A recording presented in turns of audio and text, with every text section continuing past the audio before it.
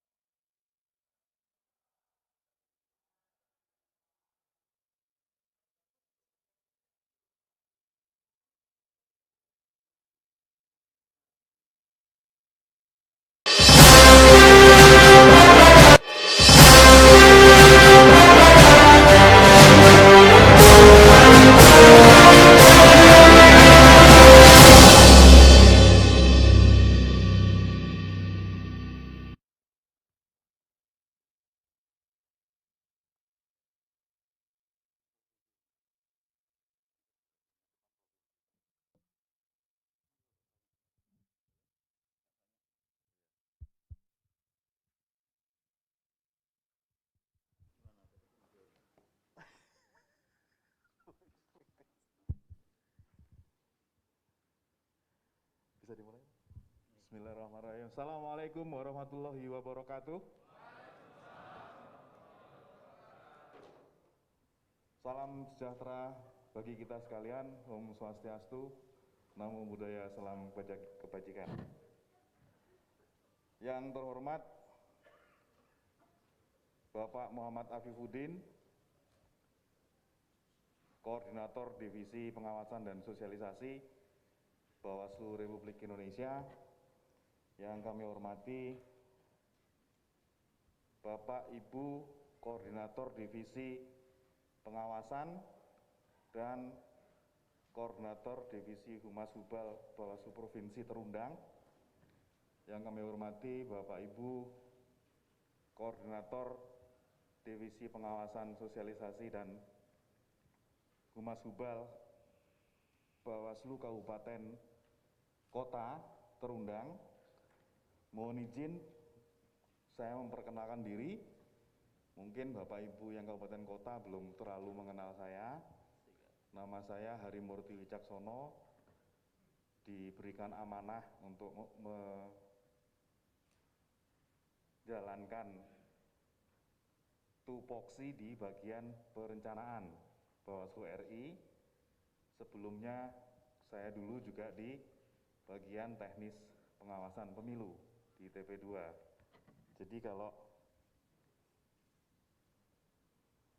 komentarnya Pak Kordif, ini kabak perencanaan rasa pengawasan begitu.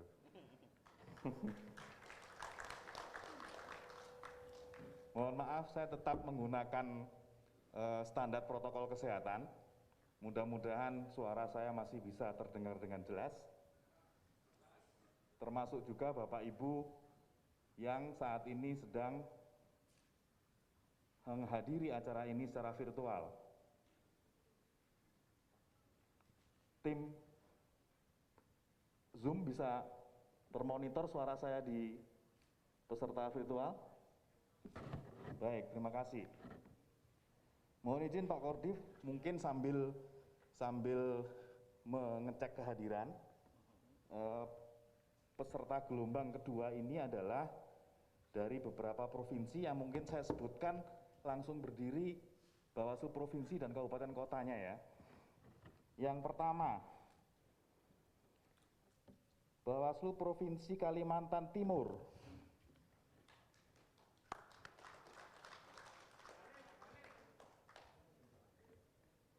Baik, berikutnya Bawaslu Seprovinsi Bengkulu.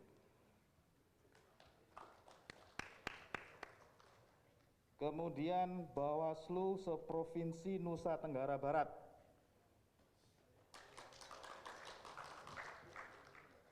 Selanjutnya Bawaslu Provinsi Bali.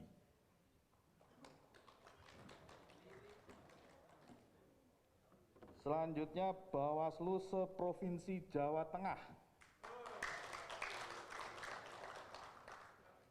Kemudian Bawaslu Seprovinsi Sulawesi Selatan.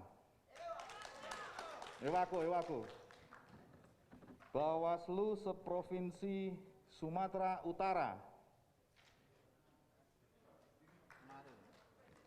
Ini mungkin yang calon perseorangan ya? Calon tunggal. Baik. Bawaslu Provinsi Sumatera Barat yang hadir, baik. Bawaslu Provinsi Sulawesi Barat. Terima kasih. Bawaslu Provinsi Jawa Timur. Wah, ini ternyata Cak Maskur primordial ini.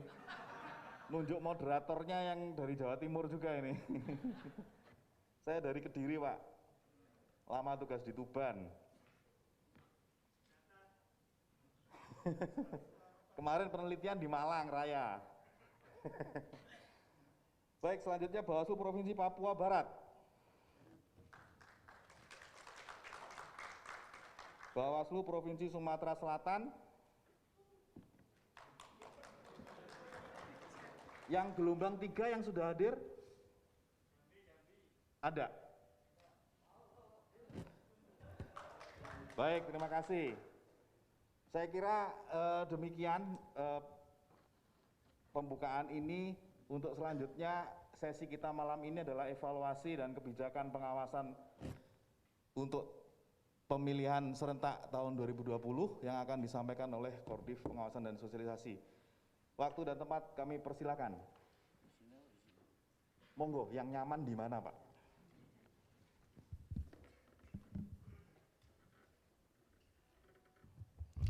Bismillahirrahmanirrahim. Assalamualaikum warahmatullahi wabarakatuh. Bismillahirrahmanirrahim. Alhamdulillahirabbil alamin. Amma ba'du. Selamat malam, salam sejahtera buat kita semua. Salam, Om Swastiastu, Namo Buddhaya, salam kebajikan. Yang sama-sama kita hormati Pak Hari, ini bukan hal baru sebenarnya duduk berdampingan dengan Pak Hari, tapi biasanya beliau ini waktu itu menjadi kabak di TP2 yang membidangi urusan-urusan pengawasan, sekarang merencanakan pengawasan, jadi kita titipkan di bagian perencanaan. Jadi kita ini bukan mengawasi perencanaan tapi merencanakan pengawasan gitu. Yang sama-sama kita hormati Pak TA, Pak Maskur. Kenapa kalau Pak Maskur disebut nggak tepuk tangan? Divisi pengawasan ini lama-lama tepuk tangan aja harus diperintah. Masa tepuk tangan aja nunggu tautan dari Pak Maskur, silakan diisi.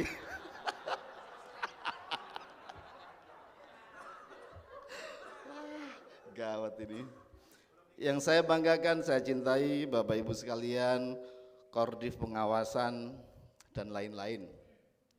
Ada yang disebut sosialisasi, hubungan antar lembaga, pokoknya Koordif pengawasan yang Bawaslunya 5, kemudian Koordif pengawasan dan Humas yang Bawaslunya jumlahnya 9 orang yang terundang untuk gelombang kedua kali ini. Kemudian yang saya banggakan, saya cintai, saya apresiasi kerja-kerjanya Bapak Ibu sekalian, Koordif pengawasan kabupaten kota dari provinsi terundang pada malam hari ini. Saya berharap kemarin Bapak Ibu sekalian yang sekarang hadir fisik di sini mengikuti pembukaan yang kemarin. Kalaupun tidak, semoga saya tidak terlalu banyak mengulangi apa yang saya sampaikan kemarin. Saya hanya ingin memberi ruang yang sama, proporsi yang sama terhadap jajaran yang terundang, meskipun tidak semuanya bisa ketemu di satu titik sebagaimana kemestian dari protokol kesehatan, tetapi yang ingin kami pastikan bahwa saya berusaha untuk menemui Bapak Ibu sekalian dalam format fisik, tatap muka dan silaturahim. Karena saya yakin di situ ada energi positif, di situ ada keberkahan, di situ ada semangat kita untuk minimal melepas ketemu, melepas rindu ketemu, situasi yang dulu biasa sekarang berat untuk kita ketemu.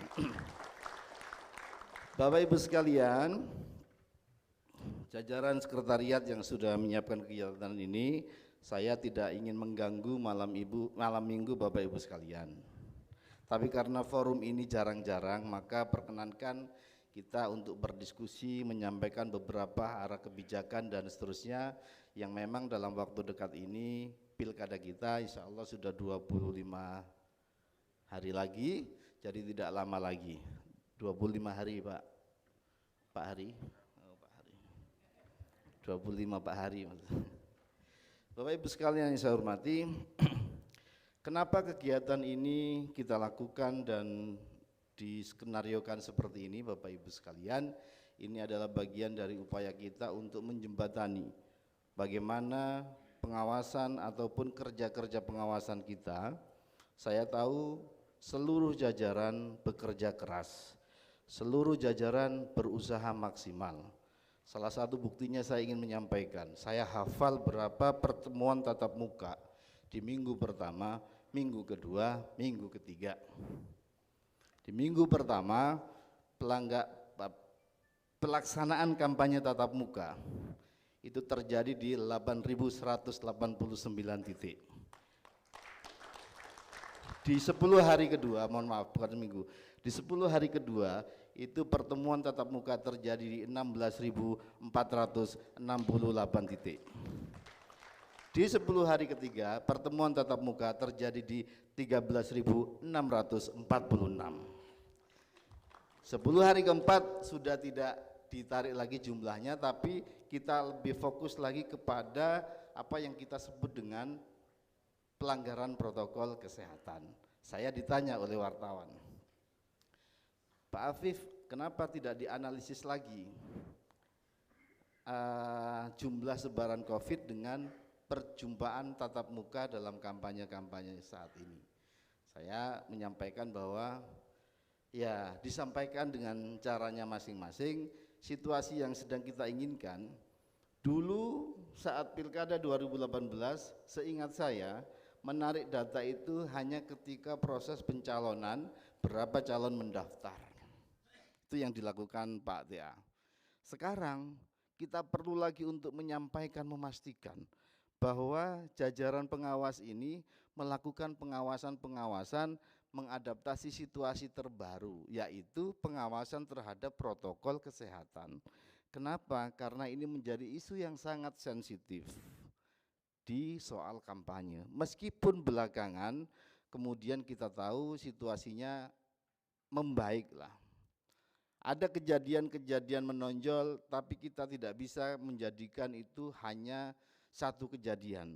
Tetapi secara umum, perjumpaan kampanye, tatap muka kampanye lebih banyak, pelanggaran protokol kesehatannya atau pembubaran dan lain-lainnya lebih sedikit.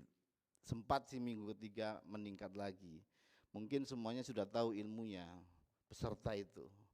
Jadi sebelum 1 jam surat peringatan Bawaslu masuk. 1 jam bubar mau sudah waktunya bubar. Jam 11 surat masuk, jam 12 kampanye bubar. Saya nggak tahu apakah ini Bawaslunya yang ngasih tahu atau apa. Itu yang membuat analisis kita jumlah pelanggaran prokes dalam konteks berapa orang yang berapa jenis kampanye yang dibubarkan semakin berkurang.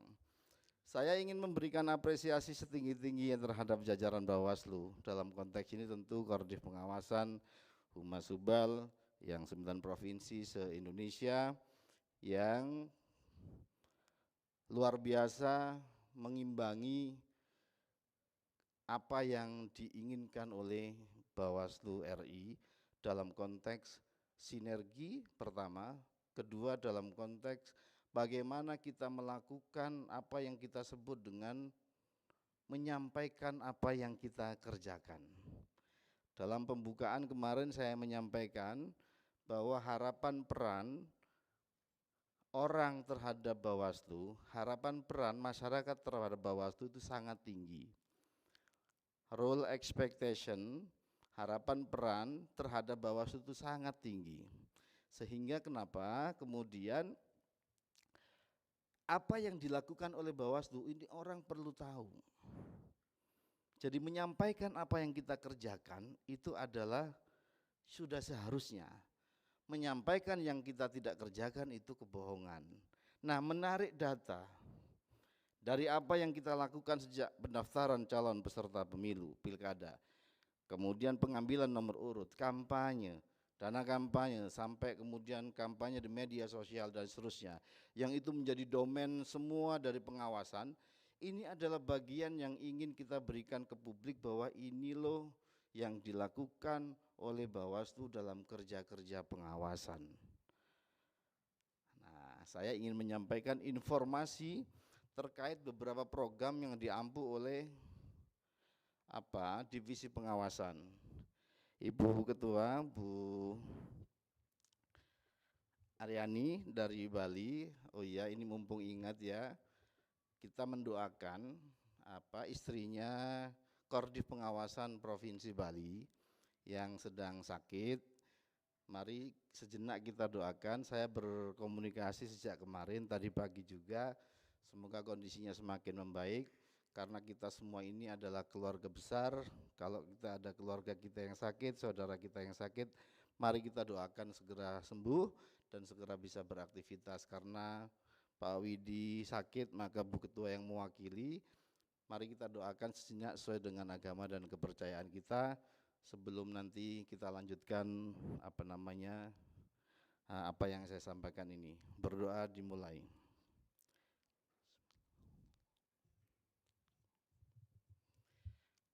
Oke, terima kasih. Bapak Ibu sekalian, dalam waktu dekat ini kita akan melakukan pengawasan-pengawasan tahapan yang sudah sangat dekat dengan pilkada. Mulai tanggal 22 sampai tanggal 5, kampanye di media massa sudah seharusnya dilakukan, dan sesuai dengan timeline ini akan menyita biasanya perhatian kita semua, terutama jajaran pengawas. Hanya memang akan berkurang signifikan konsentrasi kita terhadap rapat akbar yang tidak ada. Saya mencatat beberapa daerah terobosannya luar biasa untuk menyebut beberapa yang sudah sampai ke meja kita terkait dengan kampanye media cetak penyiaran yang dianggap melanggar. Ada di Jawa Tengah itu Grobogan, Dewan Pers sudah memberi sanksi untuk media yang bersangkutan meminta maaf atas berita yang dianggap sebagai iklan dan seterusnya. Kemudian di mana lagi itu, Jawa Tengah ada 2 kelihatannya, Rembang. Kemudian di Jawa Timur saya mendengar dan sudah masuk di meja itu tembusan dari Dewan Pers kasus di Lamongan atas pemberitaan yang dianggap tidak pas, dan Dewan Pers memberikan peringatan terhadap media yang bersangkutan, serta terkait dengan media penyiaran TV, TVRI ini terjadi di Trenggalek. Nah, jadi saya ingin memastikan bahwa gelas pecah yang terjadi di rumah Bapak Ibu sekalian, sebagiannya itu kita tahu, karena pasti disampaikan ke kita. Tentu apresiasi yang tinggi-tingginya terhadap jajaran, meskipun bisa jadi masih banyak daerah lain yang kami belum bisa dapatkan datanya. Dan kami mengucapkan terima kasih yang setinggi-tingginya atas kerja-kerja yang luar biasa. Jam 12 malam lagi santai, masuk itu kiriman Pak Maskur. Begitu depannya, Bapak Ibu sekalian, nah, udah. Masih 1 kalimat enak, pas belakangnya tolong diisi. Nah. Kadang-kadang saya itu juga enggak tega. Misalnya begini, dalam satu kesempatan kita mau mengevaluasi kampanye prokes, kampanye yang melanggar protokol kesehatan. Acara jam 1 malam, jam 1 siang, sore. Jam 6 pagi data belum ada. Sebenarnya data sudah ada, belum ketarik. Ya kita nggak tahu harusnya siapa yang narik, tapi yang pasti sebenarnya itu data kelembagaan kita sudah ada. Akhirnya saya di WA Pak Ketua. Pak Ketua, Mas Afif, bagaimana ini Mas, besok nanti kita rapat ini, nanti belum ada data, Dagri udah ada data ini, bisa dibantu nggak narik? Oh bisa, pokoknya nggak ada perintah nggak bisa. Sama Pak TA itu begitu, apapun yang kita perintah bisa, meskipun belum tentu itu bisa. Nah semangat membisa ini penting Pak. Bagaimana kita berpikiran positif, apa yang kita usahakan, apa yang kita lakukan itu maksimal yang penting. Orang lain menilai apa terserah. Samalah kita punya kewenangan ini.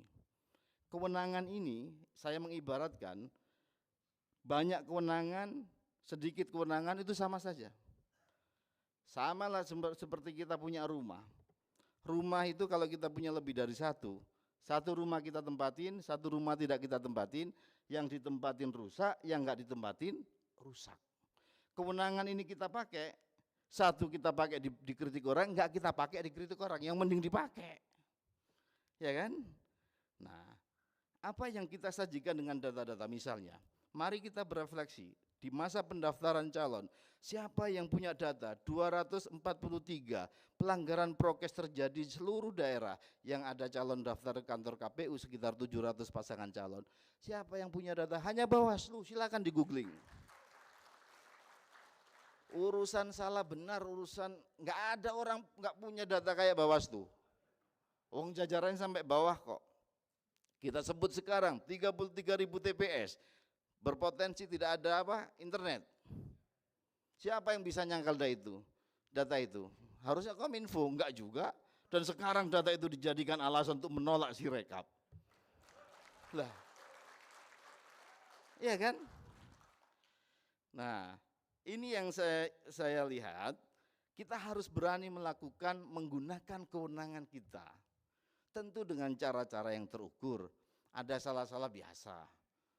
Pak TA ini kalau salah, misalnya data salah, beberapa provinsi saya cek kan, kadang-kadang kita ini punya feel gitu loh, data ini benar apa enggak gitu. Nah kalau kita udah punya feel itu kan, ini kok agak mencurigakan, kita telepon misalnya, izin Pak Kordif, kayaknya salah itu kata Pak TA gitu, nggak apa-apa. Tapi kemudian kita segera bereskan. Yang penting jajaran kita hari ini, saya terus terang patut berbangga terhadap jajaran divisi pengawasan. Kenapa? Ini bukan kenapa-napa ini Bu Ketua ya. Kenapa? Karena kita penting membangun solidaritas sebagaimana dipesankan divisi SDM biasanya kan. Nah, solidaritas ini harus terbentuk dulu. Bagaimana tim AS, TA di masing-masing daerah, staf. Ini kan yang repot mereka kadang-kadang. Makanya kadang di grup Bawaslu provinsi ini yang isinya koordinasi pengawasan, kita sedang mendiskusikan soal tautan. Ya, di grup pengawasan itu jangankan Pak TA, kita aja dibully, Pak. Jadi kita ini kalau sudah di grup posisinya sama, nggak ada kordaf-kordif itu. Jadi kalau Bawaslu provinsi harus disembah-sembah provinsi, nggak ada rumusnya itu di divisi pengawasan. Semua sama, ya kan? Semua bekerja. Ya urusannya yang lebih kerja TA ketimbang komisioner, salah siapa jadi TA? Kalau mau kerjanya sedikit jadi komisioner, kan begitu.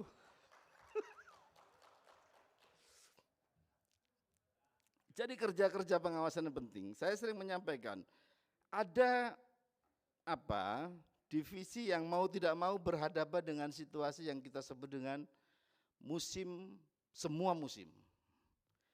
Misalnya saja, divisi pengawasan sama penanganan pelanggaran, menurut saya ini divisi semua musim.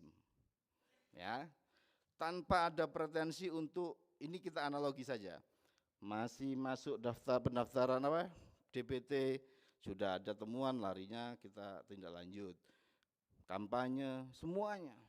Sementara beberapa divisi misalnya, divisi SDM menyiapkan terutama saat ini mau rekrutmen segala macam, jatuh bangun itu merumuskan siapa boleh masuk, siapa boleh daftar dan tidak.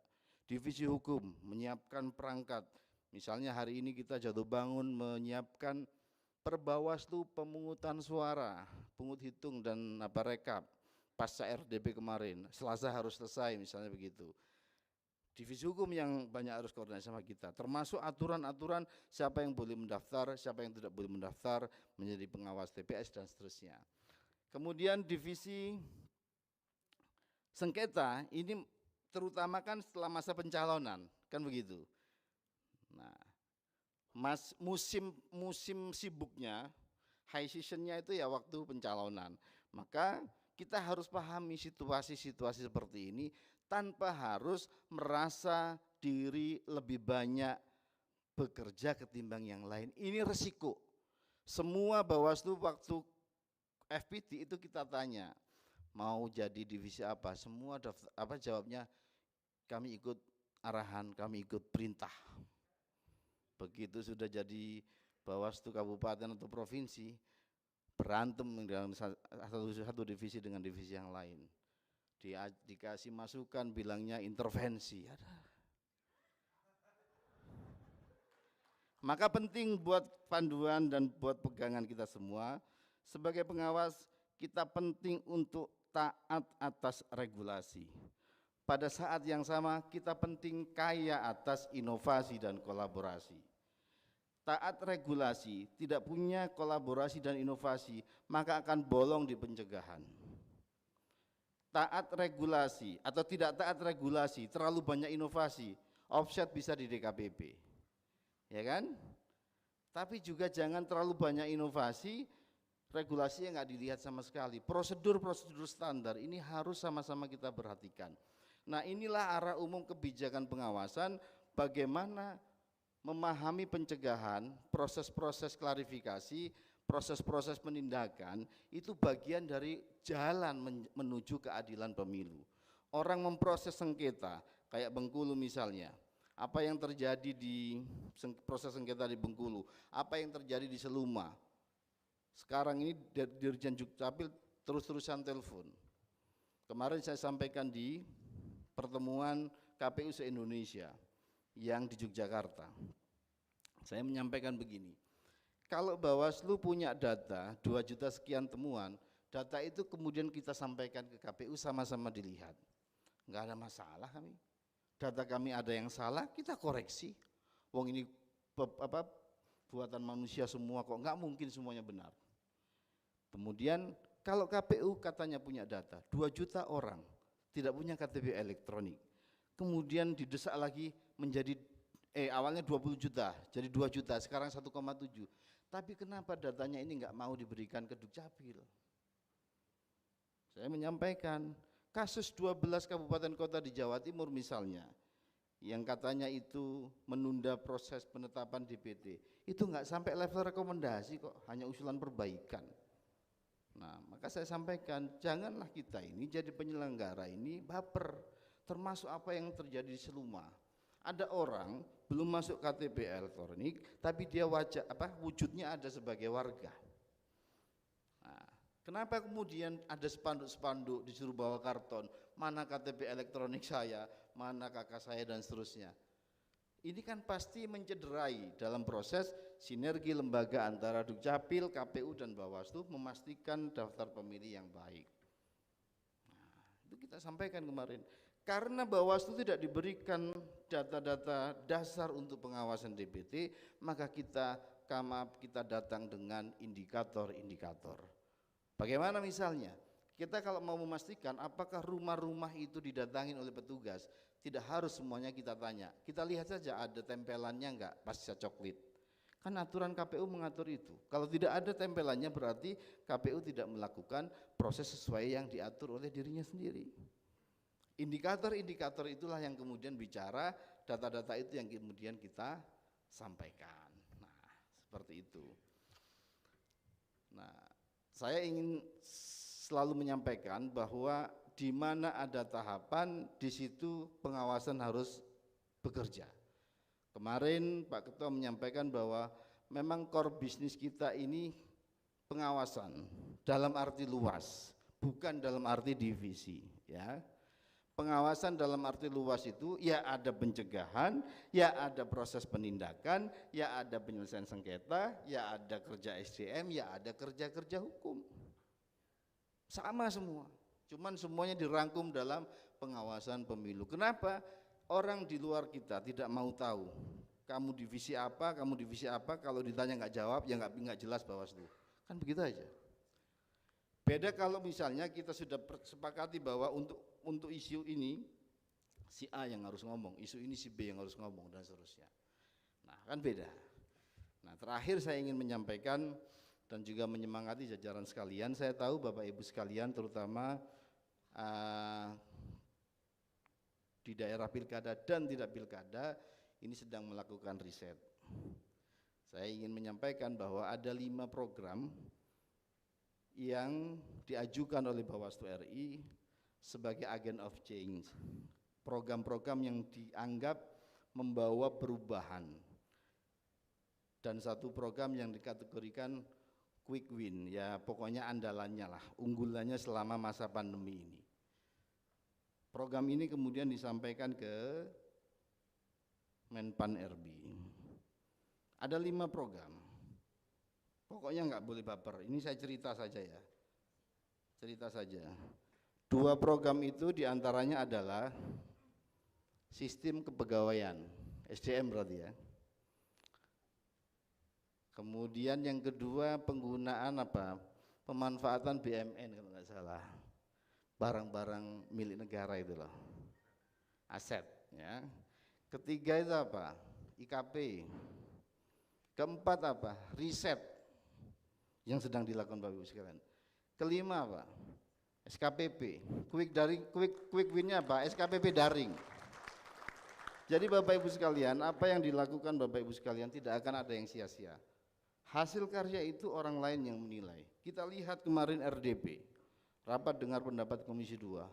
Orang yang biasa maki-maki Bawaslu, sekarang itu membaca data Bawaslu semua. Diapresiasi data Bawaslu, dan bahkan kalau kita mau linear, dulu saat kita menyampaikan beberapa indikator kenapa pilkada ini agak berat dilakukan, itu salah satunya adalah data 541 kecamatan yang internetnya susah. Tapi karena kemarin situasinya kita tarik per desa, kita jelaskan lagi untuk menjelaskan ini loh tantangan. Orang dalam posisi high level atau high culture communication itu, komunikasi dengan kultur budaya tinggi, itu tidak selalu harus bilang iya untuk iya, tidak untuk tidak. Sama seperti perempuan kalau dilamar. Tidak semua perempuan dilamar itu bilang iya, diamnya adalah iya. Kan begitu. Ya kan? Untuk bilang tidak harus bilang tidak. Untuk bilang iya juga tidak harus bilang iya, diem aja iya. kan begitu. Nah, kita ini kalau ditanya orang rawan apa tidak, bisa apa tidak, kadang-kadang nggak harus bilang ya rawan, ya tidak rawan, tidak. Kita jelaskan, ini loh datanya yang nggak punya listrik, ini data TPS yang ini. Kalau kemudian dilakukan dengan metode ini, tantangannya di sini, bagaimana solusinya? Nah, itu high culture communication, jangan low culture. Low culture itu apa? Ya gitu, pokoknya, atau ya tidak, hitam putih, enggak.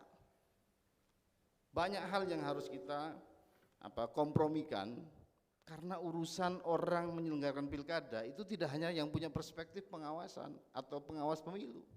Ada perspektif misalnya bagaimana Kemendagri melihat masa akhir jabatan, bagaimana menyiapkan PJS dan seterusnya. Banyak sekali varian yang kemudian harus diadaptasi, didengarkan dan lain-lain. Nah, oleh karena itu Bapak Ibu sekalian, dalam waktu yang tidak lama lagi ini kami ingin memastikan kegiatan-kegiatan seperti ini bagian dari cara kami memberikan motivasi, cara kami untuk kita bersama-sama saling menguatkan. Silahkan ngopi, ngobrol, saling bertukar kasus kejadian antar daerah. Karena saya melihat juga ada daerah yang kadang-kadang di satu daerah ini sangat kencang. Alat peraga kampanye tidak cocok dengan aturan yang dibikin oleh KPU, diturunkan semua. Kemudian ada lagi satu daerah yang misalnya KPU-nya kemudian tidak melakukan pembuatan APK karena kekurangan anggaran. Akhirnya partai dibiarkan membuat APK sendiri-sendiri. Itu penyikapan kelembagaannya juga beda-beda. Nah, ini perlu untuk sama-sama kita perhatikan. Kemarin saya ke Kepulauan Aru, itu enggak ada sama sekali APK.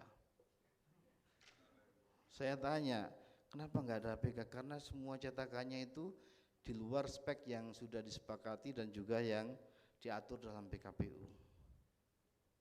Nah, bersih semua, Pak. Sampai yang ada di kantor-kantor tim sukses itu bersih. Waduh, persoalan ini, kan itu nggak boleh sebenarnya kalau di kantor-kantor tim sukses. Yang lebih masalah lagi, spanduknya kita lebih banyak karena kita sedang datang di situ. Ini jangan-jangan karena kita mau turun saja dibersihkan semua ini. Ampun. Jadi Bapak Ibu sekalian, mari kita hadapi pilkada ini dengan semangat yang luar biasa. Saya juga ingin mengingatkan soal cara bagaimana kita menghadapi situasi di lapangan. Saya tahu, saya lihat video, saya diminta komentar atas cara-cara yang dilakukan jajaran sekalian. Ingat, kita ini orang publik, pejabat publik kadang memang dipancing untuk kemudian marah, dipancing untuk kemudian mereaksi atas apa yang dilakukan calon, tim sukses dan seterusnya. Maka ya sabar-sabarlah kita, terutama bagaimana menyampaikan apa yang memang seharusnya. Kadang-kadang cara lebih penting daripada materinya. Materi yang disampaikan kecil, tapi kalau caranya menyinggung malah kita yang jadi persoalan. Ada jajaran kita yang dikeroyok dan seterusnya, terakhir kasus di Batam, ini harus kita benar-benar perhatikan. Koordinasi dengan kepolisian dan seterusnya ini penting. Keselamatan kita paling utama, Pak.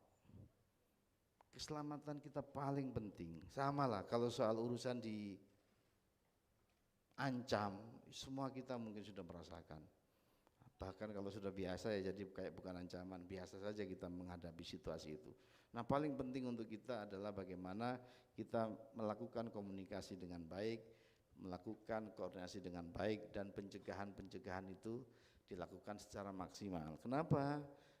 Karena kalau kemudian kita salah dalam melakukan pendekatan, dampaknya bisa kemana-mana. Hari ini banyak sekali kasus DKPP yang itu muaranya adalah soal proses-proses baik pengawasan, dalam arti proses dia mengawasi ataupun ketidakpuasan atas penanganan pelanggaran yang terjadi.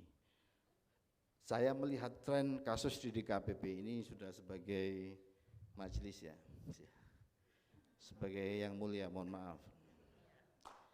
Ini banyak sekali kasus-kasus yang menimpa Bawaslu sekarang. Dan saya berpesan, kalau Bapak Ibu kewenangannya memang ada, misalnya KPU tidak menindaklanjuti rekomendasi dan seterusnya, boleh mendekati KPP kan, oke? Tapi kalau di KPP kan yang titis, sudah yang DKPP-kan Bawaslu kemudian lepas barang ini, berarti tidak ada proses yang salah dalam pengawasan. Kalau orang lain yang mendKPP-kan tidak terbukti nggak masalah, Pak. Tapi kalau yang Bawaslu yang mendKPP-kan terkait persoalan profesionalitas dan lain-lain, ini akan berat. Berat kita untuk belain. Saya mengistilahkan terutama jajaran kabupaten kota, ini cara kita memperlakukan Bapak Ibu seperti kita melihat atau memperlakukan anak pertama. Kenapa? Karena baru sekaranglah Bapak Ibu menjadi lembaga permanen. Yang diurus di KPP itu hanya lembaga permanen. Jajaran ad hoc kita diurus oleh kita kecuali dia menjadi pihak terkait. Misalnya pengapan Wascam terkait dengan proses yang dilakukan Bawaslu Kabupaten, dia ikut dilaporkan. Tapi kalau Panwascam sendiri, kasus misalnya di Bengkulu diberhentikan, itu oleh teman-teman provinsi atau kabupaten atau provinsi. Nah, saya sampai disindir oleh Mas Didi, Majelis DKPP. Dalam satu kesempatan adalah kasus yang kita dorong untuk kencang sekali. Tumben ini Viv, biasanya Bawaslu ini mau ada peringatannya dibela habis-habisan sama atasannya. Itu yang saya anggap kita ini memperlakukan seperti anak pertama. Apa itu anak pertama? Kita kalau punya anak pertama, dia minum minuman soda kita larang, waktu kecil itu kan, dia makan ciki kita larang, dicubit orang kita marahin yang nyubit, sangat disayang. Beda kan kadang-kadang kita memperlakukan anak kedua, ketiga atau ke-10, dalam makan-makan selamat-selamat juga nanti itu, ya kan? Itu saking sayangnya Bawaslu RI ke Bawaslu Kabupaten Kota, mati-matian kita belain yang kita kadang-kadang nggak tahu yang mana sih orang yang masalah ini kadang-kadang gitu. Saya merasakan betul sekarang ini, luar biasa. Hari Minggu besok saya ke Bengkulu, Senin pagi deh, nggak bisa Minggu. Kita mau memperlakukan peserta yang hadir fisik secara adil, jadi besok saya juga akan membersamai jajaran Bawaslu yang di gelombang ketiga. Nah, kita harus adil sejak dalam pikiran, dalam perbuatan. Saya sering menyampaikan, cara kita memposisikan kita dengan partai politik itu misalnya tidak dimaknai harus jauh. Memposisikan peserta dengan penyelenggara itu tidak harus diartikan dengan harus hubungan jauh. Yang penting sama memperlakukannya. Kalau satu partai kita perlakukan hubungan dengan kita 1 kilo, maka partai yang lain juga 1 kilo. Kalau partai A kita posisikan dekatan dengan kita 5 cm, maka partai B, C, D, E, F, G kita juga perlakukan 5 cm. Adil. Keadilan lebih esensi dari hal lain yang menjadi proses-proses teknis, proses-proses yang menuju keadilan itu sendiri. Terakhir, paling akhir Bapak Ibu sekalian, kami selalu mendoakan agar kita semua senantiasa sehat, senantiasa melakukan pengawasan dengan cara-cara yang baik, sehingga pilkada kita nanti benar-benar sehat prosesnya, sehat penyelenggaranya, pengawasnya, dan sehat juga hasilnya. Karena kalau tidak, maka kita akan disoal terkait dengan proses-proses. Saya sering mengistilahkan mekanisme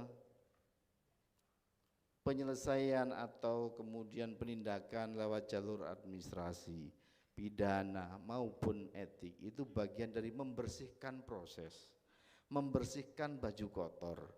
Kalau kemudian sudah dibersihkan, maka kekotor-kotornya itu akan hilang. Nah, maka kita penting. Kalau nanti Bawaslu tidak bisa menunjukkan kinerjanya, orang akan bertanya bagaimana kami memberikan kewenangan Anda untuk menilai proses. Anda nggak bisa bilang apapun soal bagaimana pelaksanaan pilkada di daerah Anda.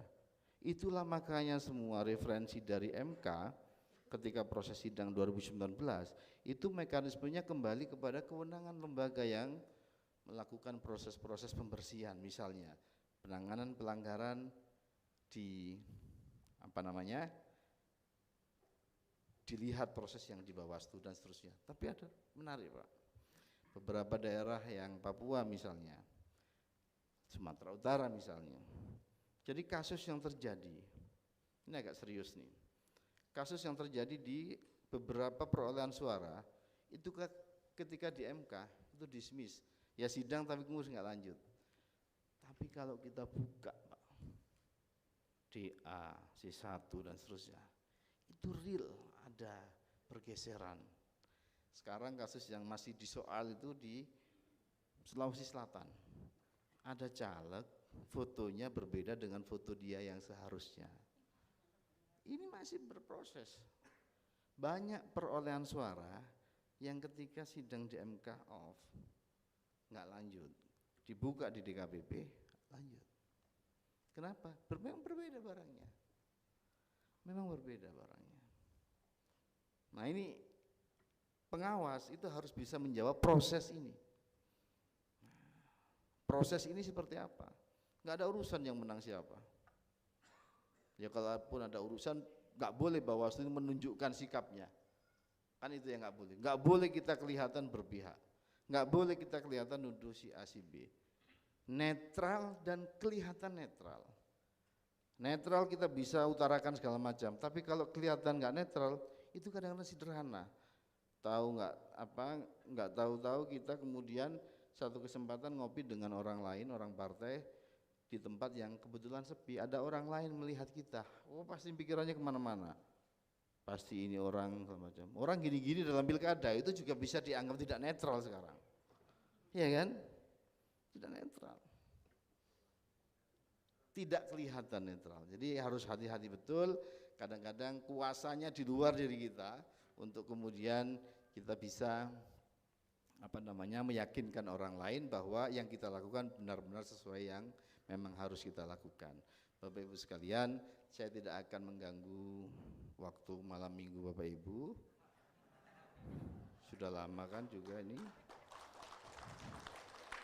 Ini masih belum jam 9, saya hanya menginformasikan karena kita yang sudah lama di Jakarta banyak tempat tutup.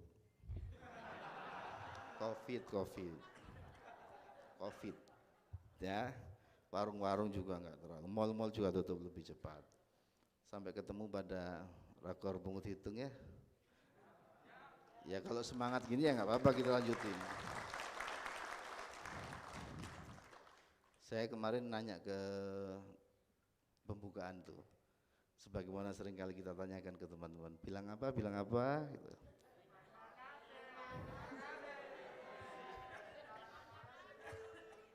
Pokoknya Bapak Ibu sekalian, kita akan terus melaksanakan kerja-kerja pengawasan, jangan bosan, jangan jengkel dapat tautan-tautan laporan hasil pengawasan dari Pak TA.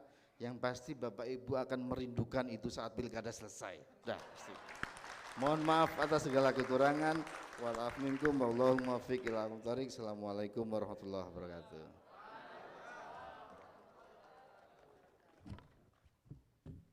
Sekali lagi applause untuk tausiah malam hari ini.